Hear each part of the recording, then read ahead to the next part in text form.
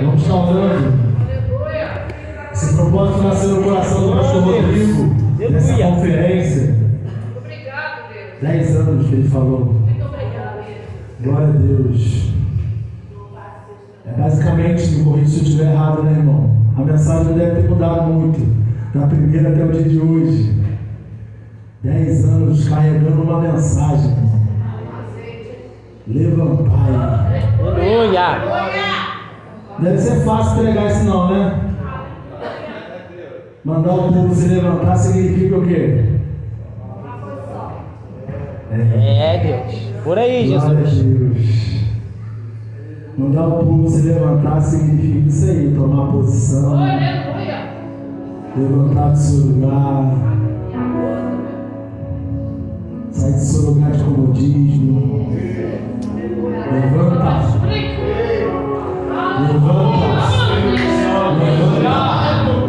Esforça-te, que eu te ajudo. Esforça-te. Esforça-te, que eu te ajudo. Mas esforça-te. Aleluia. Pai, essa aqui é a vida do teu servo, Senhor.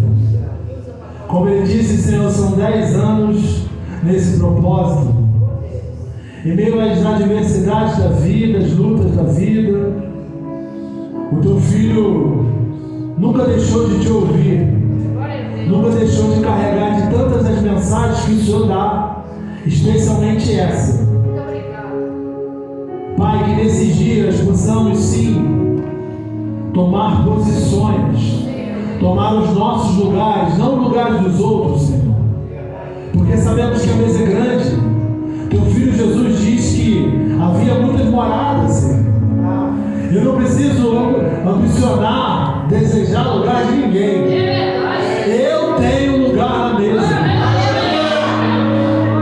Aleluia. Senhor, nós precisamos levantar. É, Deus. E caminhar em direção a essa mesa. Essa mesa que o teu servo nesses dias será aquele que nos mostrará, através do teu Espírito Santo, a direção dela. Que o Senhor possa continuar usando a vida do teu servo, o pastor Rodrigo, como o Senhor tem feito nesses dias. Mas que o Senhor também possa encontrar nessa casa pessoas disponíveis e dispostas a levantar, Deus. A tua palavra diz que nós andaríamos, Pai, que 10.000 caíam ao nosso lado, 1.000 ao nosso outro lado. Diz que seríamos difíceis, caminharíamos em meio a cadáveres, mas nós, os filhos de Deus, não seriam atingidos.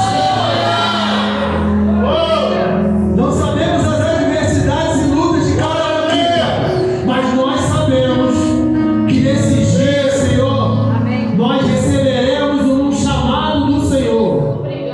Levantai. Aleluia. Na mesa.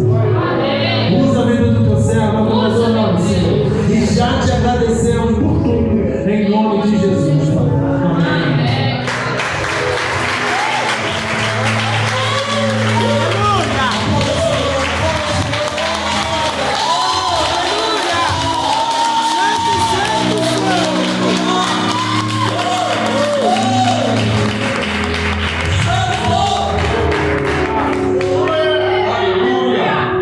Graça e paz, amados. Amém? Amém. São 10 anos. Glória a Deus. Sabe qual é o levantar mais importante da minha vida? É sempre o que eu estou fazendo. Por quê? Porque quando eu subo aqui em cima, eu olho daqui de cima e vejo o quão privilegiado eu sou. Sabia disso? Aleluia. Sabe por que eu sou privilegiado? Porque você está aqui. Aleluia. Porque você está aqui. Só quem viu o pastor Rodrigo lá atrás, né? Tá meu irmão ali, o Valtinho, sua esposa, Raquel. Só quem viu o pastor Rodrigo lá atrás sabe como esse dia é importante. Sabe por quê? Não é porque eu estou aqui em cima, não. Não é não, irmão. Não é não. É porque já tem milagre acontecendo. É isso, já tem milagre acontecendo. Aleluia. Irmãos, eu estou sentindo uma glória, uma graça aqui nesse lugar. Eu nunca senti Deus vem nos privilegiando com uma porção do Espírito dele especial, sabia disso? Amém. E às vezes a gente parece que o tema é um pouco desconexo, né? Levantar em meu lugar na mesa, e na mesa a gente senta, né? Mas se tu não tomar atitude, que muitas das vezes, né, prostrado, muitas das vezes angustiado, triste, você não tomar uma atitude de levantar e ir tomar o teu lugar na mesa. Você já parou para pensar que na mesa eu não sou maior do que você? Na mesa eu não sou maior do que você, e na mesa eu não recebo algo melhor do que você, não. Na mesa a gente é igual, na mesa as minhas deficiências físicas não aparecem, na mesa a minha altura, a minha classe social não aparece, e na mesa o alimento que vem para mim vai para você também. Na mesa a mesma coisa que eu como, você come também. Isso me motiva, por quê? Porque vivemos um período de que eu sou melhor, irmão, startou uma parada aí no meio do povo de Deus, e só vai pegar quem está ligado mesmo, só vai pegar quem entendeu que precisa se levantar e tomar uma posição nesse lugar que é teu. Outra pessoa não vai sentar. E o interessante foi que o texto do pastor Tiago, a gente não conversou sobre os textos. Deixei assim algo bem à vontade, porque eu sei que o Espírito Santo, ele é fiel, ele é tremendo. E ele vem falando sobre a revelação que edificaria a igreja. E o interessante é que essa noite eu vou falar sobre a identidade de um homem que tudo começou a partir do momento que no deserto ele edifica um altar. Ele edifica um altar com aquilo que ele reclinou a sua cabeça. Porque dali partiu uma nova história. Ei, deixa eu te fazer uma pergunta. Você está disposto a pegar todas as pedras que te lançaram e edificar um altar, e desse altar Deus te mostrar que através daí vai começar uma grande escalada de vitória na tua vida? Então, enquanto você não aprender que as pedradas que te lançam é para te fortalecer, para tu ter sustento suficiente para manter aquilo que está no final te esperando, para manter aquilo que está no final te esperando. Gênesis 25, do 24 ao 26, convido você a abrir a Bíblia aí agora, mesmo sentadinho. Eu convido você a abrir, eu sei que ele vai colocar ela aí atrás, mas eu queria que você marcasse esse texto aí.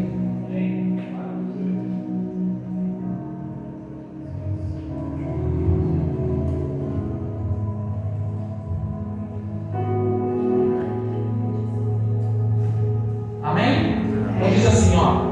Chegou o tempo de Rebeca dar à luz, e ela teve 2 meninos. O que nasceu primeiro era vermelho e peludo como um casaco de pele, e por isso lhe deram o nome de Esaú. O segundo nasceu agarrando o calcanhar de Esaú com uma das mãos, e por isso lhe deram o nome de Jacó. Isaac tinha 70 anos quando Rebeca teve gêmeos. Quantos anos Isaac tinha? 70 anos. O texto está falando de como se inicia a história de um homem. De um homem que para nós vai deixar como uma referência de humanidade, podemos dizer assim. Uma referência de um cara autêntico. Ele não precisou, né? E assim, eu tenho certeza. Para mim, dois personagens me chamam muita atenção na Bíblia. Um é Jacó e o outro, né, é Jonas. Porque Jonas, ele escreveu tudo que ele fez de errado, tudo que não era para fazer. Ainda chega no final do livro que ele escreve, né, que tem ele como autor, chega no final e ele não fica satisfeito daquilo que Deus está fazendo. Dali não tem continuidade. Mas o cara, para escrever isso, o cara tem que ter coragem. E chega no final, não fica satisfeito com aquilo que Deus fez. E o outro é Jacó. E para que a gente entenda por que a história de Jacó ela é uma história que traz para a gente uma referência de humanidade, em Gênesis 45:1, acho que foi até o texto que eu preguei domingo, vai falar que agora José, ele está com seus irmãos sentados aonde? Numa mesa. Só que os irmãos não sabiam que era José. E o texto vai dizer assim, ó, a essa altura, vou ler lá, José não conseguiu mais controlar a sua emoção diante de seus empregados, de modo que gritou: saiam todos daqui. Por isso nenhum dos empregados estava ali quando José contou aos irmãos quem ele era. Passa 2. E ele começou a chorar tão alto que os egípcios ouviram, e a notícia chegou até o palácio do rei. José disse aos irmãos: eu sou José, o meu pai ainda está vivo? Quando os irmãos ouviram isso, ficaram tão assustados que não puderam responder nada. Entenda aqui uma coisa aqui, olha para mim. Nós lemos o início. Jacó nasce. Ele nasce com um destino. E ele nasce ali agarrado no pé do seu irmão. E agora nós estamos contando a história do filho de Jacó, o meio do caminho, o percurso. A mesa que José preparou para o cumprimento. A mesa que José preparou era o cumprimento de um sonho. Posso dar a segunda revelação para a tua vida nessa noite? Ó, não subestima o sonho de ninguém, porque tu já pode sentar nessa mesa. Você pode virar para a pessoa que está do seu lado e falar isso aí? Não subestime os meus sonhos. Aleluia. Porque eu quero ver você sentado lá. Aleluia. Aleluia. Louvado seja teu nome. E agora, preste atenção. Ele não aguenta mais. E eu fico conjecturando isso, meu irmão. Eu fiquei hoje na Evangelize de manhã. E eu comecei, o meu coração começou a dormir com manhã por esse momento específico. Eu fico imaginando agora José. Ninguém acreditou nele. Eu fico imaginando José olhando e falando: eu tive um sonho, foi o sonho do coração do meu Deus. O meu pai me plantou ensinamentos fortes, ensinamentos que me deram base. E esse sonho me trouxe até aqui. E agora ele coloca a mão na beirada da mesa e ele se coloca de pé e vai: sai daqui quem não é para ficar, porque agora tem que revelar para os meus irmãos que eu sou a promessa. Aleluia. Eu sou a promessa. Ele bate no peito e diz: eu sou a promessa. Eu sou José, eu sou a promessa.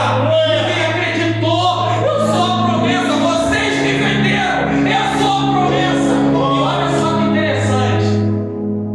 Eu sou a promessa, mas eu entendo que tudo que vocês fizeram contribuiu para os degraus que eu precisava me fortalecer para subir. Aleluia! Aleluia!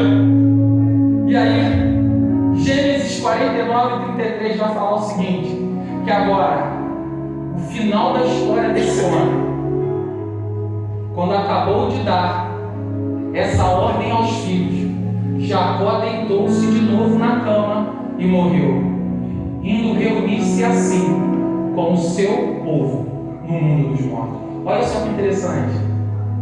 Se ele foi deitar, aonde que ele estava direcionando quem ia continuar? Na mesa. Porque quando ia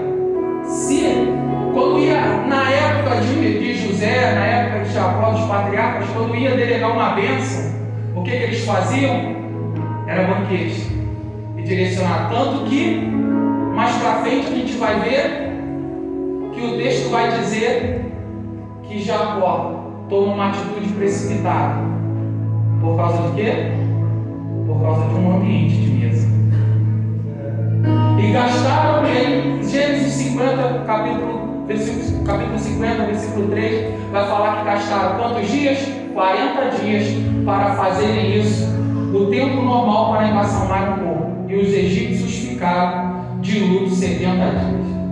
Vocês perceberam que todas as vezes que na vida de Jacó, o mapa da vida de Jacó, ele era decifrado quando se manifestava o número 4, uma porta se abria. E para essa porta se abrir, levava 7 anos, 70 anos, e agora é diferente. No final da vida de Jacó, eles ficam 40 dias de luta, a porta se fecha. Fica 40 dias embalsamando ele, a porta se fecha. E fica 70 dias de luto. O que aconteceu ali? Se encerrou um ciclo. Se encerrou um ciclo. E nessa viagem, como eu comecei dizendo aqui, irmãos, eu pedi muita sabedoria a Deus, porque quando a gente vai falar de posicionamento para a igreja, ainda mais uma igreja como essa que tem uma base muito forte na palavra, e quando a gente vai falar a respeito de posicionamento e a respeito de que você precisa se levantar, porque às vezes o que Deus tem para fazer na tua vida, tu está achando que é do teu jeito e não é. Você precisa entender quem você é nessa mesa.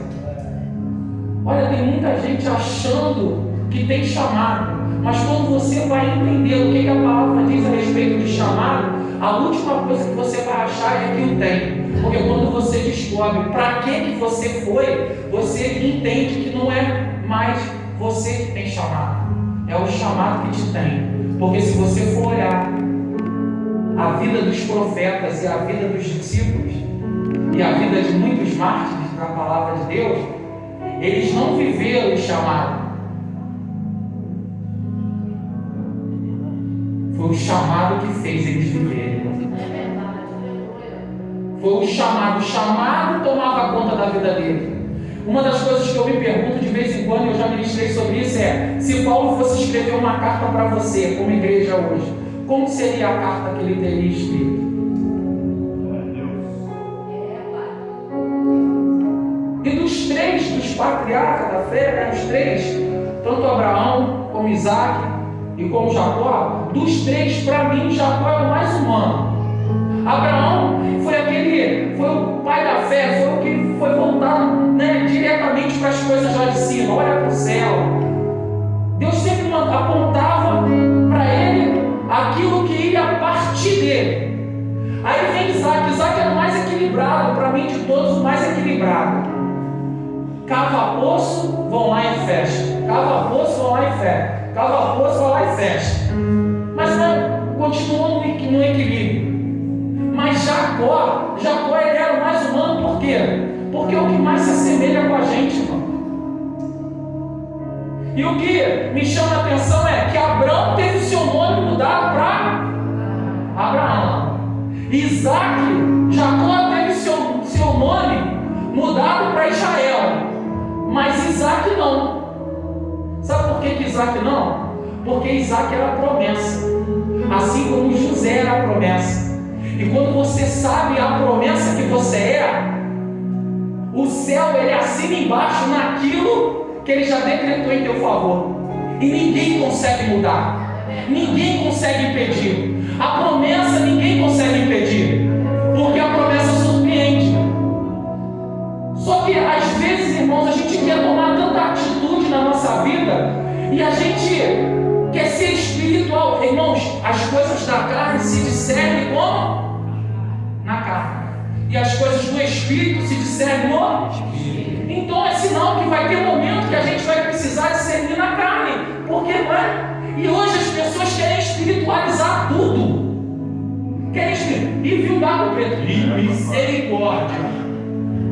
Irmãos, não funciona mais desse jeito. O acesso à informação é muito grande. E aí às vezes a gente fica preso a uma religiosidade aonde a gente acha até que é pecado ser humano. Então a pessoa sentiu dor no pé. Ai, misericórdia. Não, irmãos, sentiu dor no pé porque tu tropeçou. É, Deus, por aí. Por aí, Jesus. Terra. Sentiu dor de cabeça? Vai no oculista. Às vezes a gente tem que entender e discernir, porque também pode ser certa. Mas essa falta de discernimento, muita da gente nos atrapalha. Por quê? Porque não é pecado ser humano, é pecado a gente tentar ser Deus, ter um direcionamento para aquilo que não precisa de direcionamento, está escancarado ali. Paulo vai falar que o bem que ele queria fazer, ele não, mas o mal que ele não queria. O que é isso? Ser humano. O problema não é o que a gente faz, o problema é como a gente posiciona depois que fez. Davi, ele era um homem segundo o coração de Deus. Pega essa daí. Ele era um homem segundo o coração de Deus, mas ele sabia quem ele era diante de Deus. Ele adulterei, assassinei. E aí o que ele vai fazer? Ele vai se quebrantar aos pés do Senhor. E uma das coisas que a gente escuta muito é dizendo, né, que o nome Jacó, o próprio nome dele significa trapaceiro, enganador, usurpador. Irmãos, no original significa aquele que agarra. Jacó ele precisou viver uma vida agarrando tudo. E uma das coisas que todo mundo fala é que ele roubou a primogenitura. Não, ele não roubou. Ele comprou a primogenitura. O erro não estava em Jacó comprar a primogenitura. O erro estava em Esaú que vendeu. Porque diz o texto que agora Esaú ficou perdido no deserto. E quando ele chega com tanta fome que ele está quase morrendo. E agora Jacó está preparando ali uma lentilha, um guisado ali. E aí o que acontece? Ele vai e fala: me dá de comer. Não, eu te dou de comer, mas tu me dá a tua primogenitura.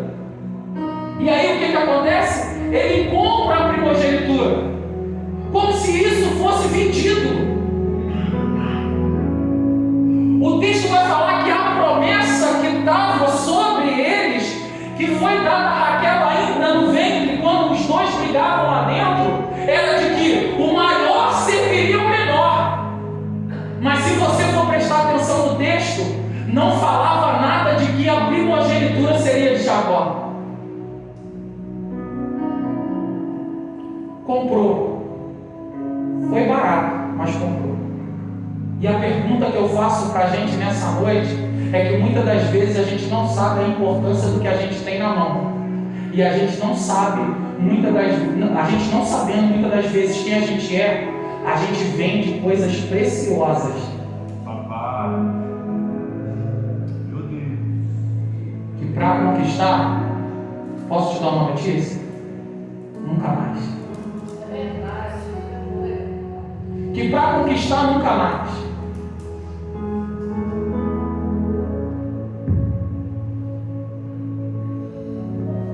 Eu fico pensando quantas vezes a gente não vendeu, talvez, coisas importantes que estavam na nossa mão, porque o texto vai falar que Isaac está doente.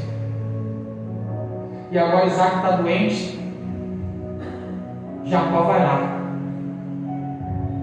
E Jacó se veste daquilo que ele não era, para pegar aquilo que não é dele.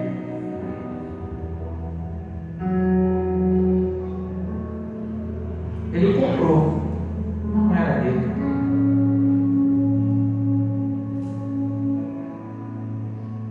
E quando chega nesse texto aqui, eu vou pular, eu vou ler o texto, mas eu vou pular essa revelação porque é muito forte. Uma outra oportunidade a gente fala, que vai falar que agora Esaú descobre e vai falar com Isaac. E quando ele vai falar com Isaac, Gênesis 27, 38 vai dizer: porém Esaú insistiu: será que o Senhor não tem só uma bênção? Abençoe também a mim, meu pai. E começou a chorar alto. Será que o Senhor não tem uma bênção para mim? Uma bênção para mim? E ele começa a chorar alto porque ele descobre agora que ele perdeu. E aí ele começa a perseguir aquele que tomou, que comprou aquilo que ele vendeu. Às vezes Deus nos coloca diante de situações, irmãos, que é para mim e você tomar uma atitude de se levantar e fazer. Mas situações, por causa do deserto, por causa de muitas das vezes a gente está perdido, por causa de muitas das vezes a gente não está no posicionamento que Deus espera que a gente esteja, porque Esaú, ele não era um filho exemplar. Mas por causa dessa situação, a gente acaba vendendo. E aí, a gente quer perseguir quem comprou, mas o erro não está em quem comprou. O erro está em quem? Na gente que vendeu, que negociou o que é inegociável. Verdade, aleluia. E agora Jacó está atravessando um deserto. 45 graus a 50 durante o dia. E aí, as forças dele se acabam. E ele vai deitar. E quando ele deita ali, ele pega no sono. Eu já falei isso aqui e eu vou repetir.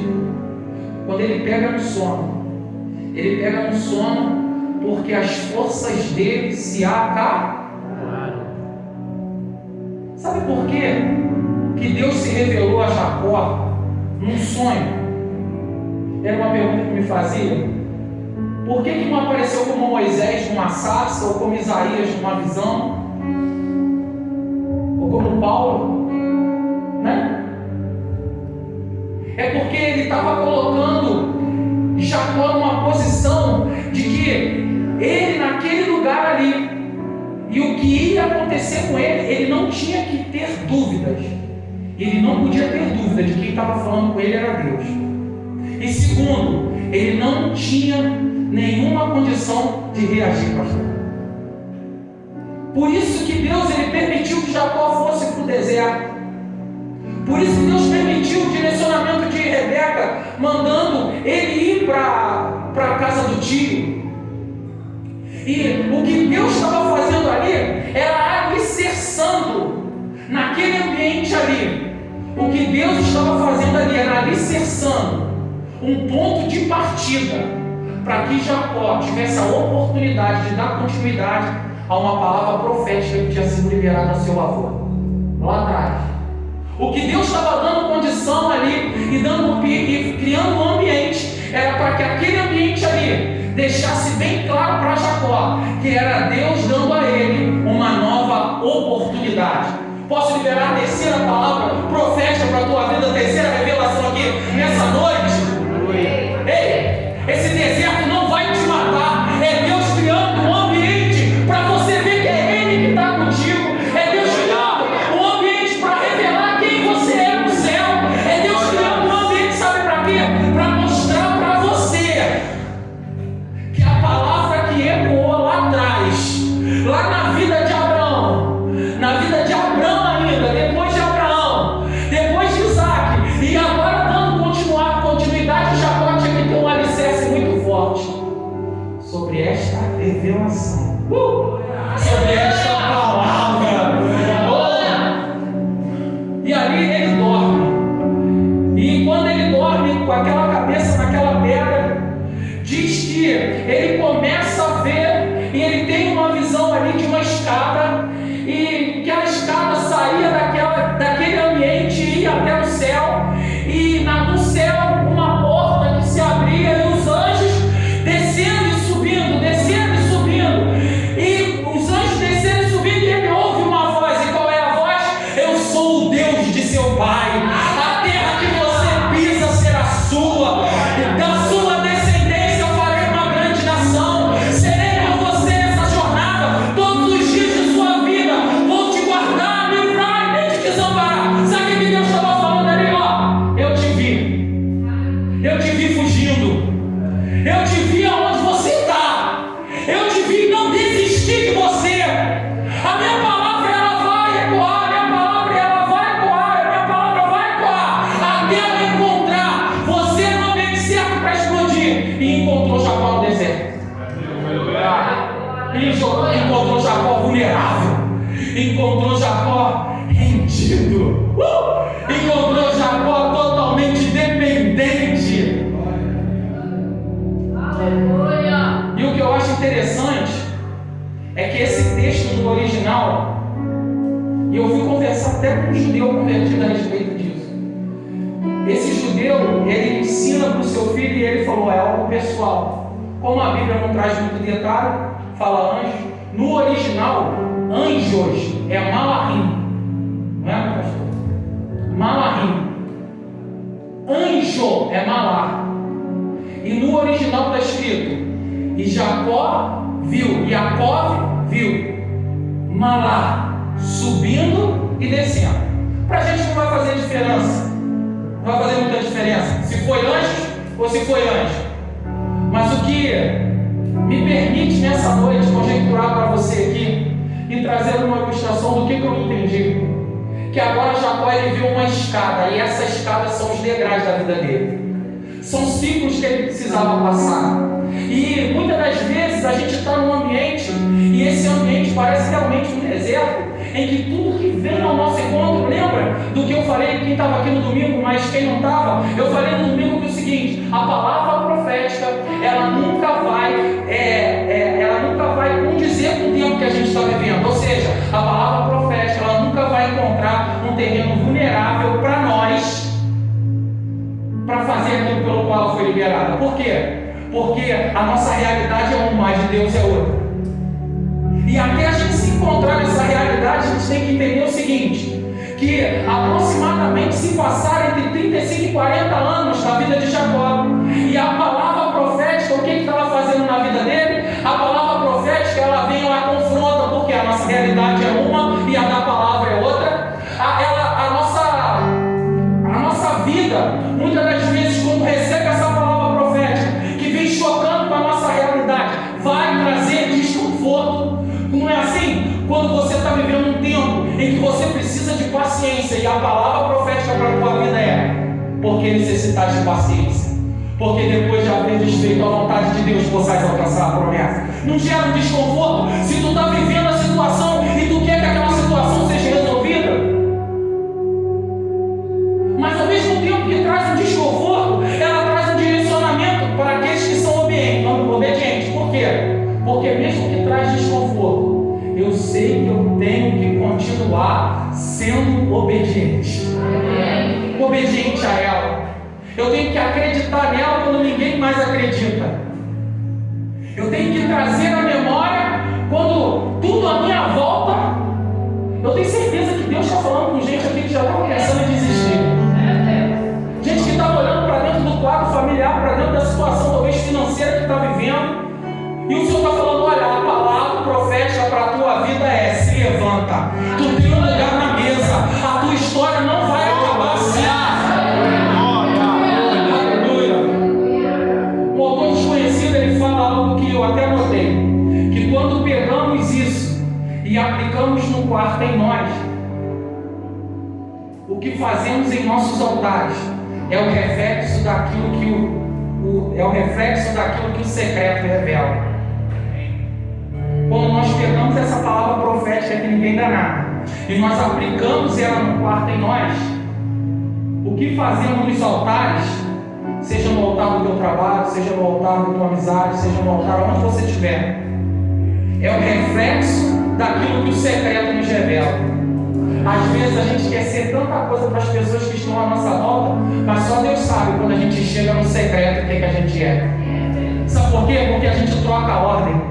A gente pula ciclos, quando na verdade o que a gente tem que viver? A gente tem que viver no secreto. E no externo, naquilo que a gente vai fazer lá fora, só revelar o testemunho daquilo que a gente vai estar aprendendo lá dentro. Eu falei aqui no domingo que não é tempo mais de nós entrarmos no quarto e prepararmos mensagens de esboço. É tempo da gente entrar no quarto e preparar o pregador, o mensageiro, porque quando ele sai de lá, ele não sai com mensagens e com esboço, ele sai de lá com testemunho. Aleluia. Ele sai de lá com testemunho para contar. Ei, posso falar uma notícia para você que vem fresquinha aqui para a tua vida agora? Sabe o que Deus está fazendo comigo e contigo aqui nesse ambiente, nessa noite? Está dizendo para a gente: ó, esse lugar não vai nos matar, mas o que eu vou te revelar no secreto, se prepara para testemunho sobrenatural aí. Não só assim tu recebeu, se prepara para testemunho sobrenatural aí. A palavra vai falar que agora o anjo chega para ele e começa uma história por causa da voz. Ele viu o anjo descendo e subindo. Por causa da voz, uma história começa. A palavra vai falar que agora, em Juízes 6, Gideão está malhando trigo no lagar. Quem é que chega para ele? O anjo. E ele chega e fala: o Senhor é contigo, varão valoroso. Vai nessa tua força, escolhi você para livrar Israel das mãos dos midianitas. Irmãos, 7 anos seguidos, os midianitas iam lá e roubavam a colheita deles. O camarada está malhando trigo num lugar que faz vinho. Um anjo aparece para ele, a realidade. O anjo aparece para ele e fala assim: ó, vou te usar, varão valoroso. É tu que vai livrar os midianitas. Você está preparado aí? Levanta a mão assim e fala assim: quem acredita que um homem cheio do Espírito Santo é capaz de conquistar uma nação? Aleluia! Quem acredita que um homem cheio do Espírito Santo é capaz de conquistar uma cidade? Levanta a mão. Quem acredita que um homem cheio do Espírito Santo é capaz de conquistar a sua rua? Levanta a mão. Quem acredita que um homem cheio do Espírito Santo é capaz de conquistar a sua família? Levanta a mão. Então, meu irmão, começou um novo tempo sobre a tua vida.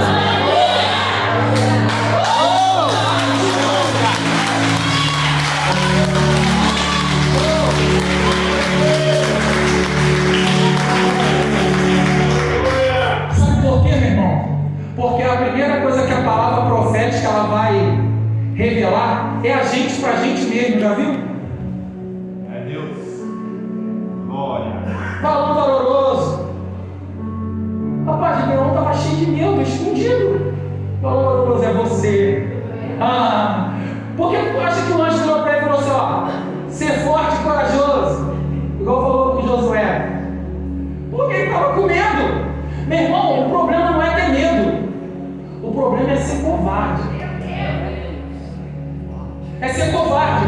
Porque quem sabe o que é, olha para essa palavra e vive.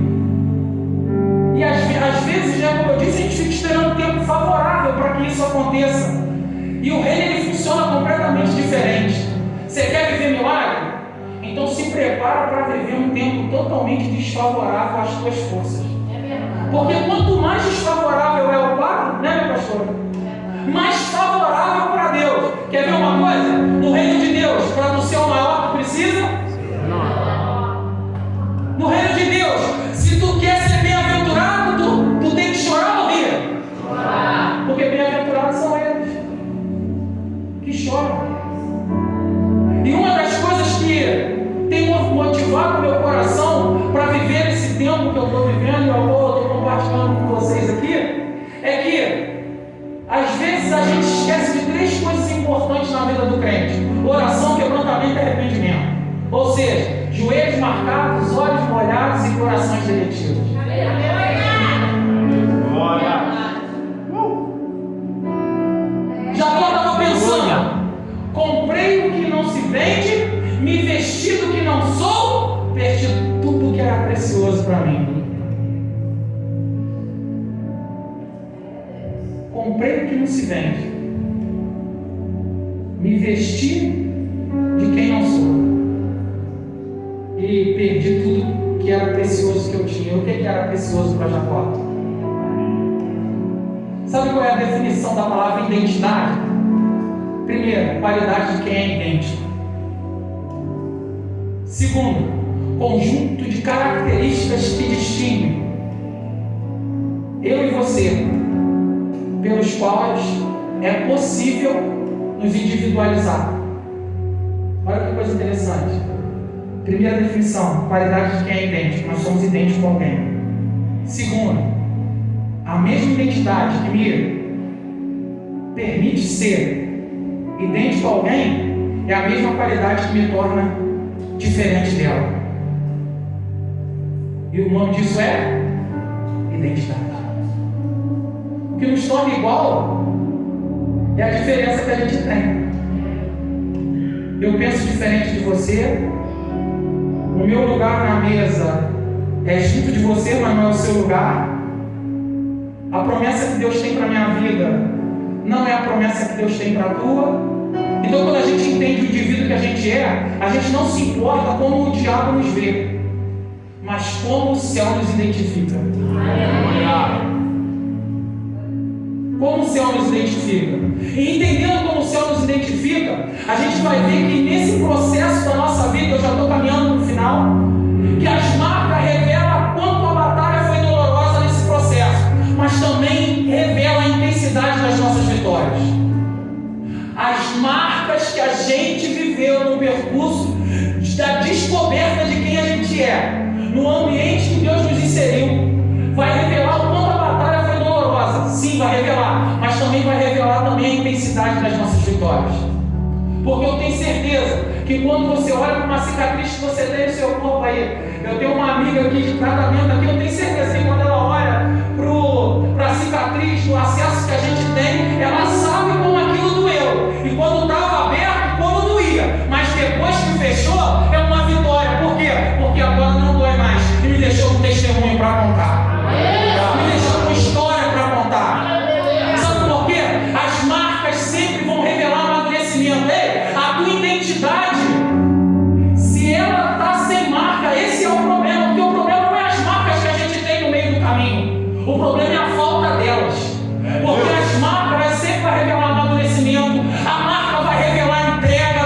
A marca vai revelar denúncia. A marca vai revelar caráter. A marca vai revelar o suporte que você teve. E principalmente, a marca vai revelar a resposta ao grito para quem você deu. Agora ele precisa alicerçar tudo aquilo na vida dele que Deus deu para ele através de um sonho. E aí Jacó ele vai, pega a pedra que ele colocou a cabeça, e aquela pedra que ele colocou a cabeça, ele transforma em um memorial na vida dele. O que ele estava dizendo? Peguei o que não era para pegar, fiz o que não era para fazer, perdi o que eu tinha de mais precioso, mas agora que Deus me encontrou, ele edifica um altar. E quando ele edifica aquele altar, aleluia, com a pedra que ele reclinou a cabeça, com a pedra que foi o alicerce da escada, ele edifica o altar. Ele estava dizendo para o céu: não me importa o que vai acontecer para frente, e nem me importa com o que aconteceu para trás. A partir de agora, eu, Jacó, vou ser uma pessoa diferente. A partir de agora, eu vou viver de uma maneira diferente. Você está entendendo o que Deus está falando contigo aqui? A partir de agora, não é porque Deus não quer fazer, é porque a gente não pegou a pedra e fez com ela o que tem que fazer.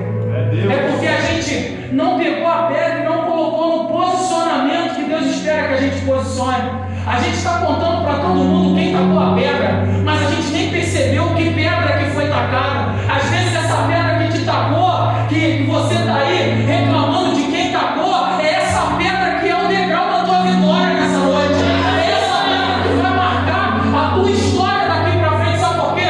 Porque Deus ele te viu aonde você está e ele está falando assim: olha, eu quero que você suba essa escada, eu quero que você entre nesse processo, eu quero que você viva com intensidade, porque as marcas que eu vou te dar vai te fortalecer lá na frente, para que tu conduza a promessa profética que está ecoando desde lá de trás. Pedras é igual altar, porta é igual acesso. A porta ela tinha o formato do corpo de Jacó. Por quê? Porque ninguém podia passar por ela. Ele tinha que respeitar o processo. A porta era feita para ele passar. Tinha o formato dele. Ei, a porta que é para tu passar, ninguém vai passar no teu lugar. O processo que tu precisa viver, ninguém vai viver no teu lugar. E ali para mim, essa escada tinha 4 degraus. Quantos degraus? 4 ciclos, 4 níveis, 4 estágios. Primeiro, estágio físico na vida de Jacó. O segundo, estágio emocional. Ele tinha que passar por aquele processo emocional. O terceiro, intelectual. E o quarto, espiritual. E aqui nós deciframos o mapa das marcas da vida de Jacó. Primeiro, Jacó, ele está lá na casa de Labão e ele se interessa por uma das filhas de Labão, nome Raquel. Todo mundo conhece a história. E agora ele vai, faz um acordo com Labão: vou trabalhar 7 anos. Quantos anos? 7. Vou trabalhar 7 anos, um ciclo, pela vida de Raquel. E quando ele amanhece na noite de núpcias, quem ele ganha? Lia. Sabe por que Deus dá Lia e permite que Lia seja a primeira esposa de Jacó? Para mostrar para ele que a base do conserto da história dele, de tudo que ele precisava viver, não poderia ser alicerçada ou não poderia ser continuada naquilo que ele queria. Tinha que ser em cima daquilo que ele precisava. E ele davaria porque ele ia precisar de Lia no final. Ele davaria porque Lia, quando ela tem o seu quarto filho, quem é o seu quarto filho? Judá. Quem é o leão da tribo de Judá? Quem é o descendente de Judá? Aleluia! E aí trata da área física dele. Ele não vai dar o que queremos, mas o que precisamos para ser transformados. Vira para a pessoa que está do seu lado aí. O que você está querendo? Você não vai ganhar. É difícil dar glória agora. Eita, Jesus! Eita Deus! Tu és lindo, Pai. Oh Jesus! Aleluia! Você vai ganhar o que você precisa. Você vai ganhar o que vai dar continuidade àquilo que o reino tem para você. Segundo, agora ele faz um acordo com Labão. Vou trabalhar mais 7 anos. Algumas traduções falam 6, mas ele fica um ano casado quando fala 6. Outras traduções falam que ele logo em seguida faz o acordo e aí fica meio vago ali, mas são 7 anos ao todo. E ele trabalha mais 7 anos por Raquel. E agora, o que acontece? Ele recebe Raquel. Só que Raquel era estéril. Você já parou para pensar que Deus, quando Ele quer fazer algo sobrenatural, e aquilo que Ele vai fazer sobrenatural vai mudar uma história, Ele sempre parte daquilo que para a humanidade não vai gerar? Você não entendeu? Eu vou repetir de novo. Sempre parte daquilo que a nossa humanidade não vai gerar. Sara, avançada de idade, não pode gerar. Vê Isaac. Aleluia. Rebeca, vê Jacó. Agora Raquel. É Deus.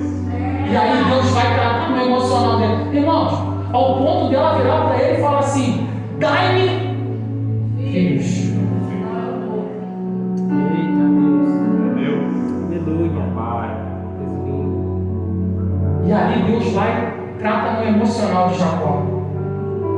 E aí no terceiro degrau vai tratar com ele na área do intelecto.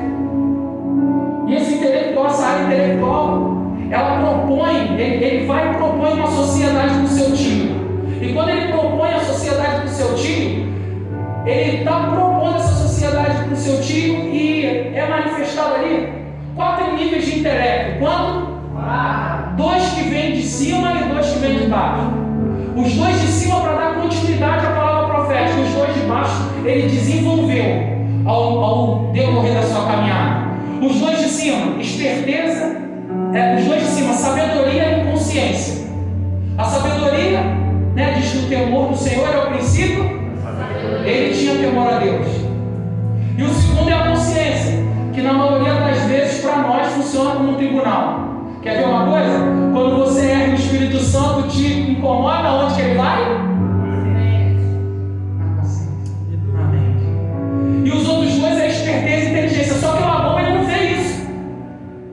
Labão ele não vê que Jacó está sendo esperto e agora ele propõe a ele ali um esquema de negócio ao ponto de que Jacó ele cresce 7 vezes mais do que seu tio e o dobro em cada ano. Ele vai crescendo o dobro a cada ano e no final ele está 7 vezes mais rico que seu tio. E isso começa a gerar problema.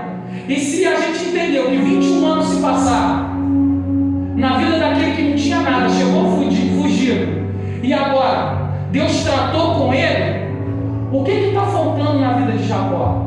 Se Deus tratou nas suas vontades físicas, se Deus tratou nas suas emoções, e se Deus tratou nas suas finanças, agora chegou uma hora daquele homem que falou que daqui para frente eu sou um novo homem, fazer uma autoavaliação. Porque chegou a hora de ser tratado naquilo que ele deveria ter feito no começo,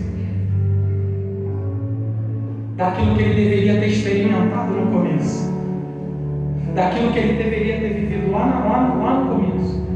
Às vezes, irmãos, não é o começo das coisas que importa, mas sim o final. Mas viver algo extraordinário no final se você entender quem você é hoje. Jacó ele conseguiu viver 4 níveis de riqueza e eu termino. Primeiro nível de riqueza, o hebraico é neres, que são os bens físicos. Jacó conquistou tudo. Jacó conquistou bens. Depois os Zerut, que era mérito, que todo mundo por onde Jacó passava sabia que Jacó era uma pessoa digna do mérito do trabalho que ele teve. Depois é o secular, que é o tesouro, que é aquilo que é o crédito com Deus. Porque ele tinha crédito com Deus. Porque se Deus ele não tivesse dado crédito para Jacó, nada daquilo tinha acontecido na vida dele. Mas o mais importante é a Lishmar, que é os filhos, que é a família, que é algo que não tem preço. Aleluia. Louvado seja o teu nome. Jacó, ele entendeu no final o que ele quebrou no começo. Você está entendendo? Jacó, ele resgatou no final aquilo que ele abriu mão no começo. Porque agora ele tem que fazer, sabe o quê? O que muitos aqui o Senhor chama de caminho de volta para se entender melhor. Aleluia. Ele pegou o que ele precisava, foi tratado nas emoções, desenvolveu um intelecto fantástico, mas agora o principal ainda estava para ele poder desenvolver na vida dele. Se coloca de pé.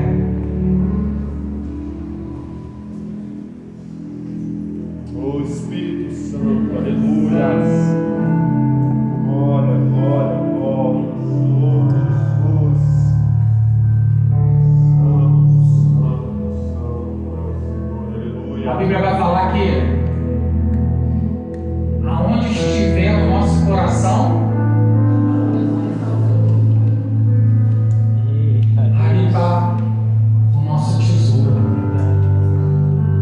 E o tesouro nessa palavra é leshukar. É justamente leshmar.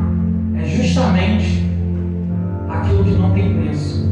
É verdade. Aonde está teu coração, meu irmão?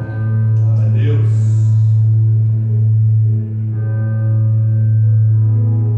Aonde está verdadeiramente baseada